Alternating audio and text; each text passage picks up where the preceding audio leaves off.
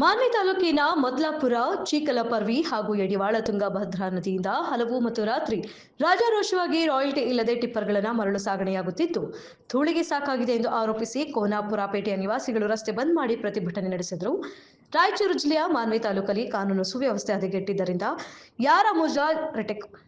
ಯಾರ ಮುಲಾಜಿಲ್ಲದೆ ಮರಳು ಖದೀಮರು ಮರಳು ಸಾಗಣೆ ಮಾಡುವುದರ ಜೊತೆಗೆ ಗೂಂಡಾಗಿರಿ ಮಾಡುತ್ತಿದ್ದಾರೆ. ಚೆಕ್ ಪೋಸ್ಟ್ನಲ್ಲಿ ತಪಾಸಣೆ ಮಾಡುವವರು ಯಾರು ಇಲ್ಲವಾಗಿದ್ದರಿಂದ ತುಂಬಾ ತೊಂದರೆಯಾಗಿದೆ ಎಂದು ಪ್ರತಿಭಟನಾಕಾರರು ಆರೋಪಿಸಿದರು.